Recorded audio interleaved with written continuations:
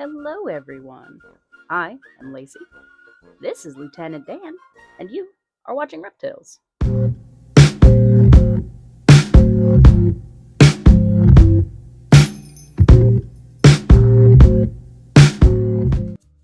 All right, everyone, let me start off by saying if I sound a little congested and sickly, it's because I am. I think I picked up something from work, but that's fine. Daniel here cannot pick up my germs because he is Snake. And because of this, he just gets to hang out and be like, wow, Mom, you're less animated than normal. Now, this week, I'd like to let's have a chat about why people are afraid of snakes. People can be afraid of snakes for any number of reasons.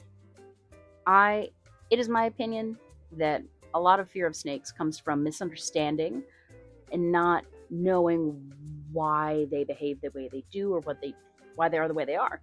Snakes are so different from us. They're cold-blooded. They have no limbs. They don't chew their food. They literally just eat it whole. And only every now and again, right? They are probably about as different from people as you can get. Unless you're like a fish or something. Water. Anyway, snakes are about as different from people as you can get. And with that comes a lot of misunderstandings. Some people are raised to believe that snakes are evil. Earlier this week, someone told me that snakes are of the devil. And anyone who likes snakes is of the devil. So thank you, Random Karen. Appreciate that sentiment. It's nice. I didn't realize I was of the devil. I just thought I liked hanging out with my sweet little man. But here we are. Now, a more reasonable criticism of snakes I heard this week is from someone I was talking to. I shall not name them. They shall remain anonymous. And they were telling me about when they were a kid, how they were little kid. They were playing on this pile of stuff, and all of a sudden, all these baby copperheads come out and are fleeing this pile. And of course, being a kid, they're terrified because they know copperheads are venomous. Copperheads can hurt you. These are just a bunch of little babies. And so this kid, they book it. They run to the nearest thing that's not that pile, and they run and they take shelter on a playset that they had in their yard.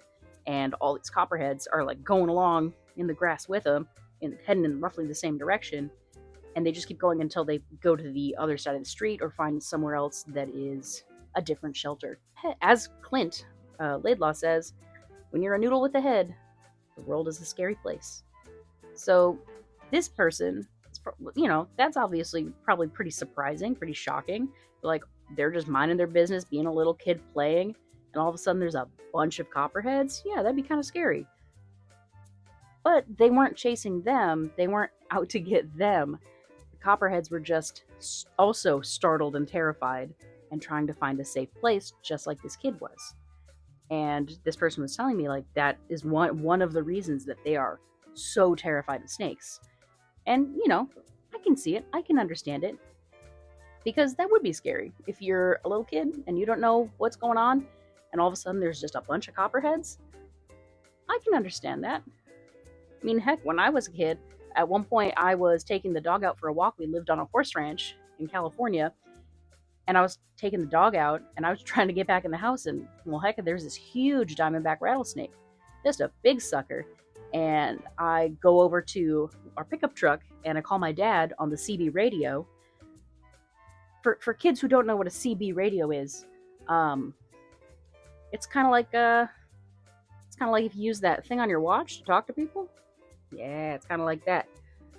But I called my dad on the radio, and I was like, Dad, there's a big snake. I can't get in the house. And I don't know that I was scared. I was just inconvenienced. And my dad came, and he dispatched the snake. In retrospect, as an adult, this breaks my heart that this was something that I was completely okay with, because it makes me really sad.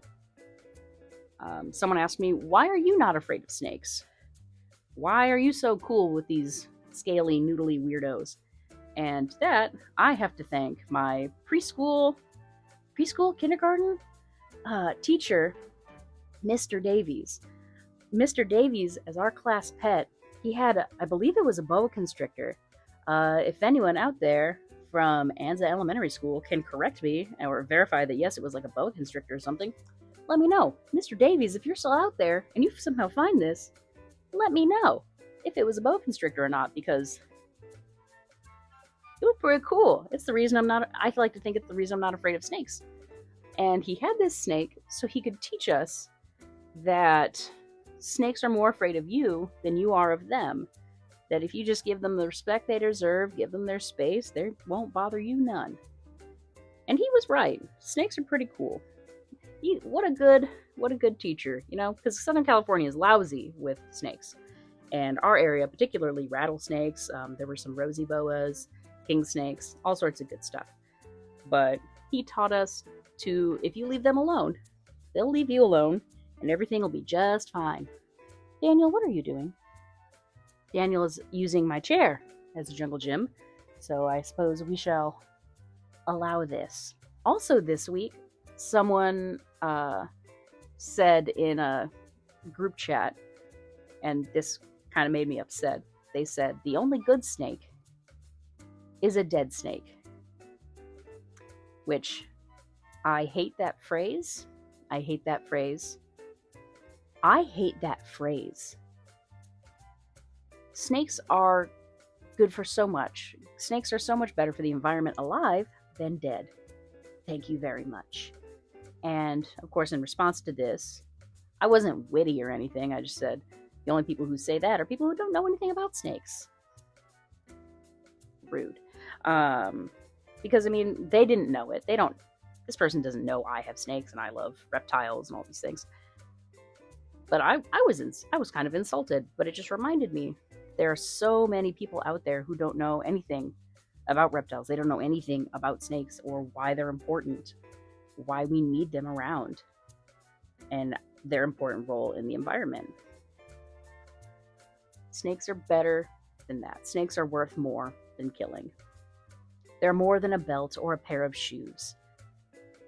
They are good for the environment. They control pests that we otherwise wouldn't want to deal with. If you like rats in your house, by all means, please, yes, kill the snakes. But if you don't want rats and rodents and all sorts of pesky things, maybe leave the snakes alone. There are so many people out there who I think could benefit from just meeting a snake. As a positive story, there was a day I only had a half day of work, and I came home and I didn't realize there was monthly maintenance on the apartment here, and the workman came in and was like, "Oh, hey, sorry to bother you." He was very nice, and he was like, what's in those tank things? And I said, "Oh, in there? Oh, those are my snakes." And he goes, "Snakes? What kind?" And he had never interacted with a snake like that. Like, he'd seen them, but he'd never had one held up to him and be like, "Look, check him out. You can pet him. You can touch him. He's chill." And I took out Sekhmet first. Explained Sekhmet as a Kenyan sand boa. She's the doopiest, least intimidating creature on the planet.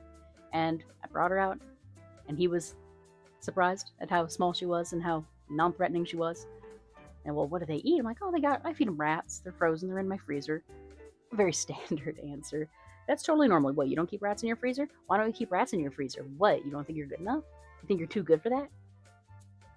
Keep rats in your freezer. And then I took out Lieutenant Dan, and he was like, "Oh man, that's a big snake. That's a white snake." And yeah, his name's Lieutenant Dan. He's great. He's about 4 feet long. He's a nice boy. He's a cool lad. And he was telling me he'd never interacted with a snake before. He didn't necessarily have a problem with snakes. He just had very neutral. And after showing him the snakes, talking to him about the snakes, and kind of educating him a little bit, he carried on with his maintenance and thanked me. He was very kind and told me, "Thank you for teaching me about the snakes. I never would have known. I never would have thought about that. I should look more into it. That's really cool. They sound really cool."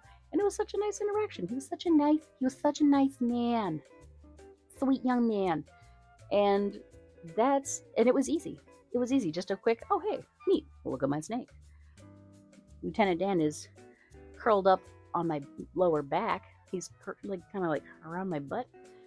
So he's not a very good co-host today. He just wants to take naps. He's a very snoozy boy, it seems. So when you're out there in the world, if you're watching this video and you like snakes and you're out there in the world, try to, when you hear people say bad things or negative things or uninformed things about snakes or other reptiles, politely correct them. Just be like, well, actually, they do all these good things. They're wonderful. I enjoy them. And sure, some snakes are dangerous, but I don't keep dangerous snakes that are going to kill me.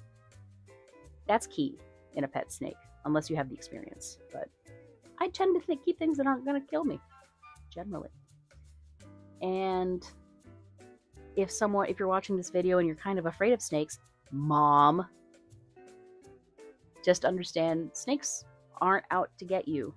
They are just trying to go about their noodly lives without getting eaten by something bigger.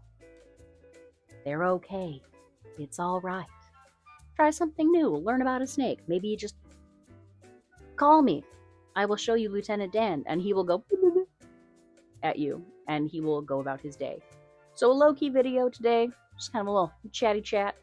If you are afraid of snakes, leave a comment. Let us know why. Let's start a conversation. Let's talk about why we're afraid of snakes and how, what we can do to fix that. If you love snakes, tell me what makes you love snakes. What was your light bulb moment, right? Who was your Mr. Davies getting you into snakes and reptiles and all these things? And that's it. I'll see you next time. And until then, remember, never stop learning, because a mind is a terrible thing to waste. See ya. There's a Sylvester here, wanting to be included, as always. What the hell was that? Was that a gunshot? Missouri.